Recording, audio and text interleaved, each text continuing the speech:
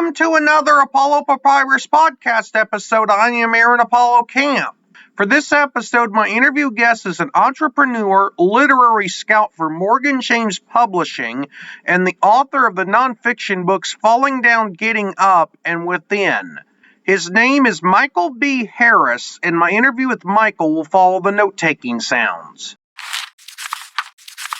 Michael Harris, welcome to the Apollo Papyrus podcast.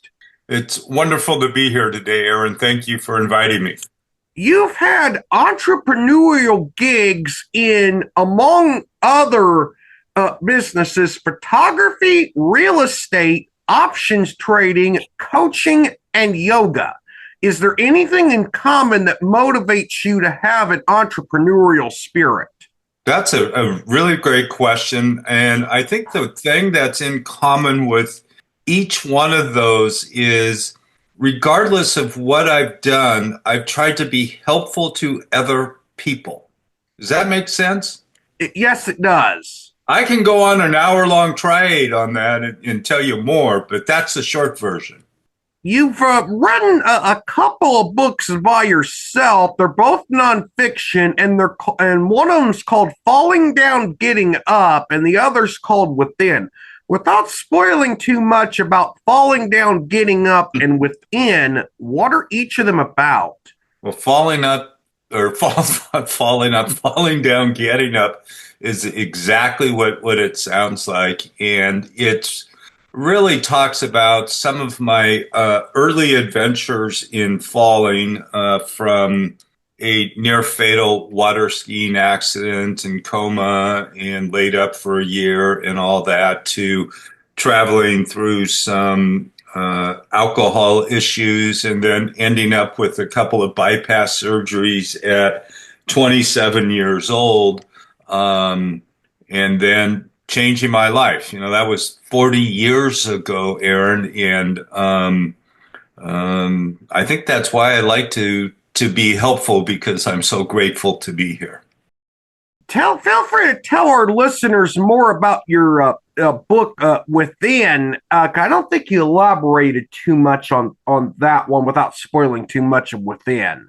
Sure. So part of what I did starting in the late 80s is, as part of getting my health better, is I started doing yoga.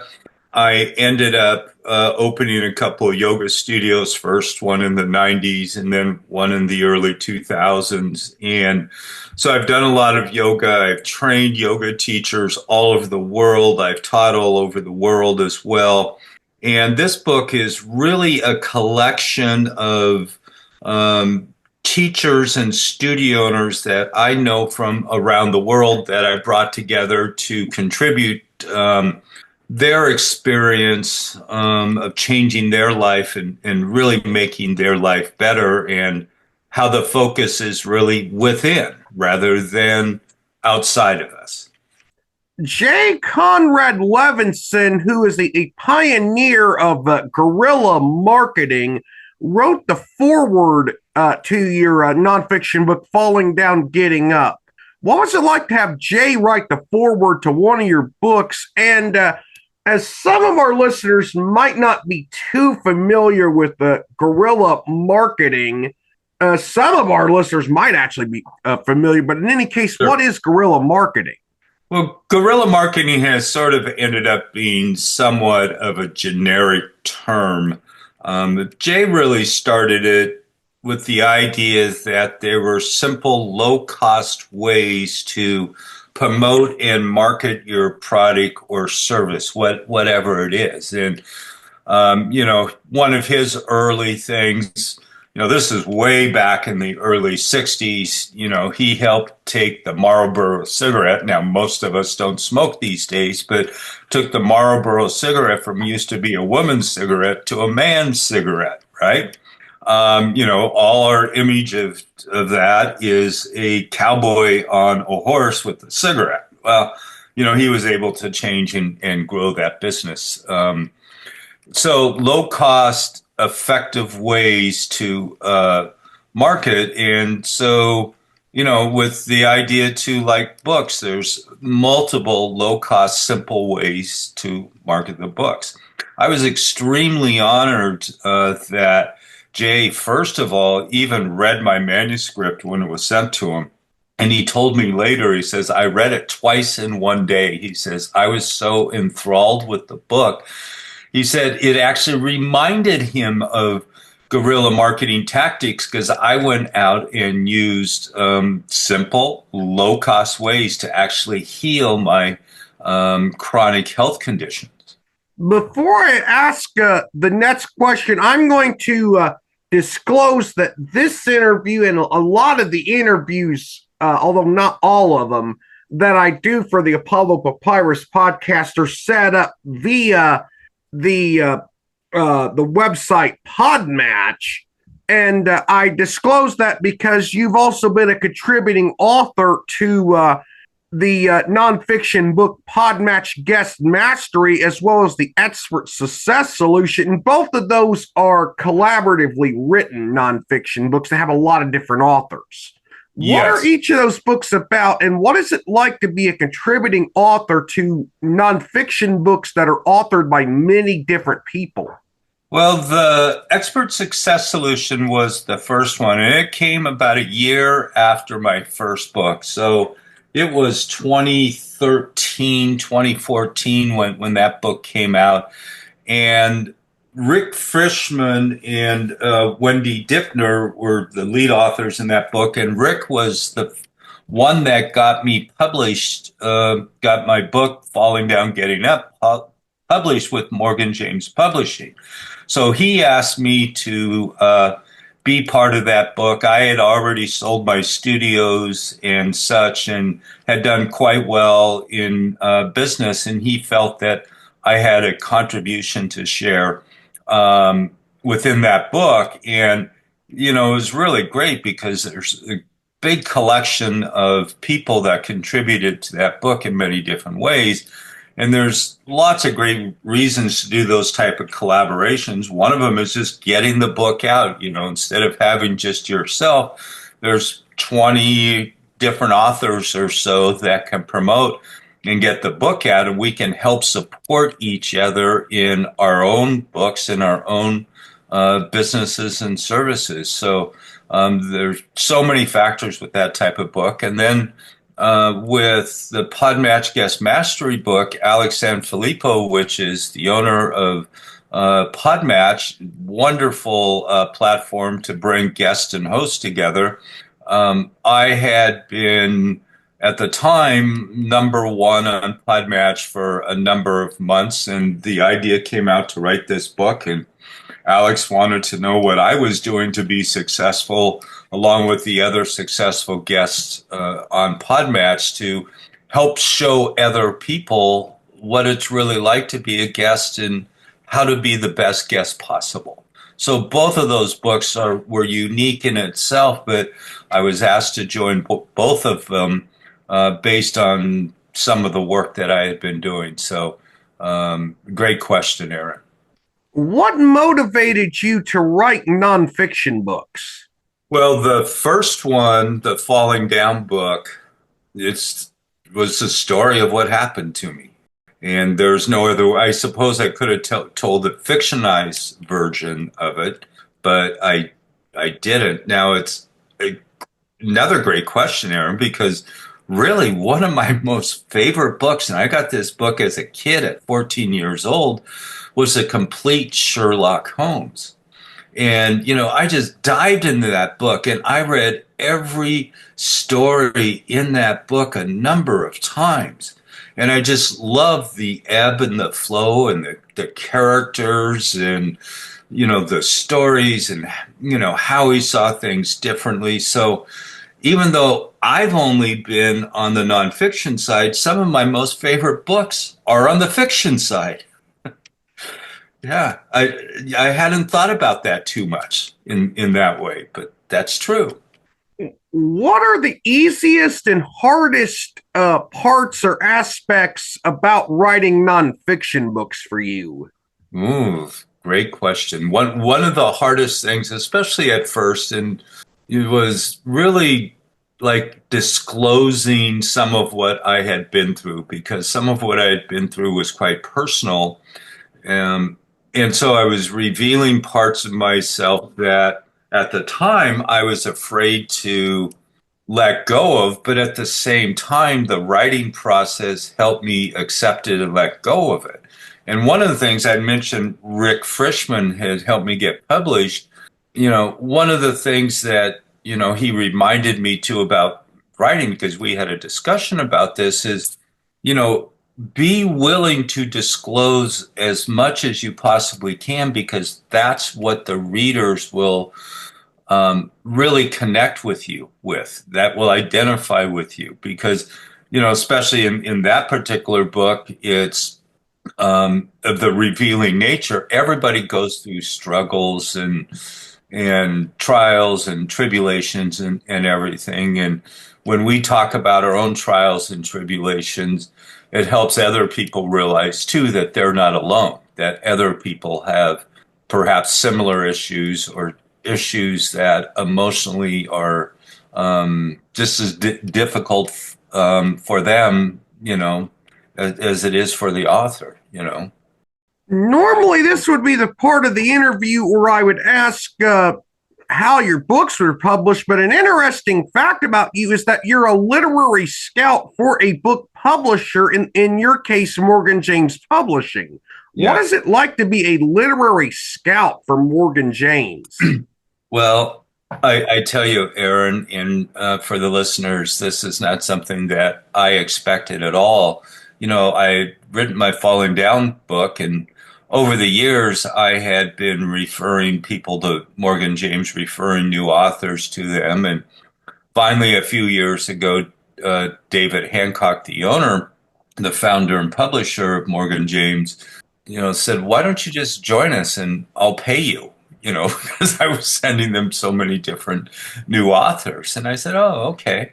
And Aaron, it is remarkable to now be on the inside. And, I see books of every genre, whether it's a kid's books, whether it's nonfiction, whether it's fiction.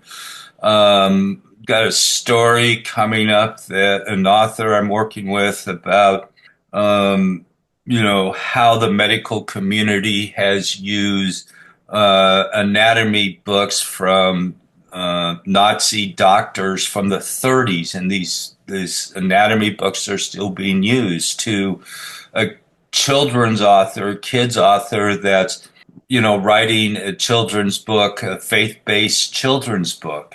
It just goes on. And I get to talk to authors all over the world about these remarkable stories. And I happen to notice too that a recent guest, excuse me, Carla Vergot, with the Lily Barlow series, well, she's a Morgan James published author as well, is that she's now publishing our books through us. And so there's just that broad range, and I get exposed to all these great ideas and these great stories. And another one, a professor of biomedical engineering, wrote a book on 42, which, for those fans out there, The Hitchhiker's Guide to the Galaxy, 42 is the answer at the end of the universe. And so he's writing from a professor's viewpoint what that means, the number 42. And you can actually Google, Aaron, I don't know if you knew this, but you can actually just type in 42 into Google, and it comes up the answer at the end of the universe. So there's just that broad spectrum of stories that people want to bring to the world, that I have an opportunity to talk to them about and possibly help them get published. It's a fascinating world. How can writing a nonfiction book change everything for its author and its readers? Ooh, good question, Aaron. I know for me, and I see this with the people that I work with too, and there's some truth with it with fiction and other books too, but especially with nonfiction, because nonfiction tends to be really personal. People reveal really personal things in most cases, not in all cases, but and actually writing something down, the physical act of writing something down and writing these thoughts and stories out in a somewhat sequence, so to speak, depending upon the book, really helps the author, really identify who they are and what they're trying to say. And I think that's, for many authors, that's a question that we all struggle with. It's just like, okay, who are we? What's the message I want to get out? And what do I want the reader to do at the end of this story, this nonfiction story that I wrote? And that question leads to the next part of what I heard you ask is, how does it change the life of the reader? Well, it could be a book like my Falling Down book, which might help them overcome certain struggles, personal struggles, to maybe a book on financial management that a financial advisor wrote, but it's all a nonfiction book, but it's helping people in a different way as well, perhaps getting their finances together, getting on that right path to having financial solvency. So there's many different examples that I could go through, Aaron. I don't know whether we have all day to go through them all. I only have time for a couple more questions. Did you have to relearn how to walk at some point in your life? And if so, what injury, illness, or other medical condition caused you have to relearn how to walk? Yeah, yeah. That came out in my Falling Down book. That's where I was 27. I was diagnosed with atherosclerosis, blocked arteries in my legs, also known as peripheral vascular disease, PVD. My right leg was 100% blocked. My left leg was 65% blocked. They did surgery on both my legs to help restore the blood flow. They reblocked again in about 6 months, and they wanted to do more surgery. I said no. They said, well, if you don't, you're going to lose your legs in a few months and likely die within about 6 months. And I said, I'm not going to have more surgery. And I walked out. And so at the time, I could walk maybe 10 feet at the most, Aaron, with the cane. That was it. And the short version is I ended up at a different center, and they said, get up and walk. They literally just said, don't worry about it, just get up and walk. And I started walking as much as I could. And within about 2 weeks, I went from walking 10 feet to 2 miles. So pretty quickly, I was able to recognize that, too. Maybe it's a little Sherlock Holmesy in me, that maybe there's a different way to look at some of these medical conditions and what doctors tell us, that other doctors will say, do this and we can heal ourselves. And I shouldn't be alive today, Aaron. 40 years later, I'm still here. And I'm still walking as many miles a day as I want up and down mountains. I have one final question. This is one I found in a list of recommended questions on your PodMatch page, and I find it interesting because it deals with a couple of words that some people use as synonyms, but they're not actually synonyms. What is the difference between power and force? Oh, great question. Dr. David Hawkins wrote a book called Power versus Force many years ago. If you're out there and you haven't read it, I would invite you to go get that book.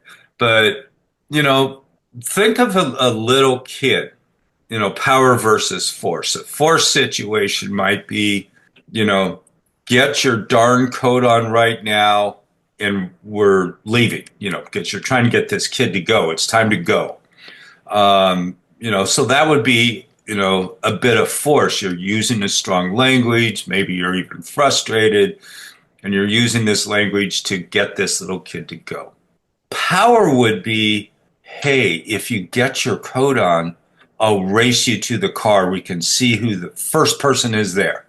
And I've done this before, raising kids. I've done this before. And it's like every single time, Aaron, where I said, hey, let's do like this and race, they would do it. So using a little power without being forceful with them, so to speak. So that's a brief example. Michael, thank you for appearing on the Apollo Papyrus podcast. You were an amazing and insightful guest. Thank you, Aaron. It's wonderful to be here. I've had the opportunity to interview multiple authors who have published through Morgan James Publishing, and it was wonderful to interview Michael. This is Aaron Apollo Camp reminding y'all to find your writing and reading purpose. Bye for now.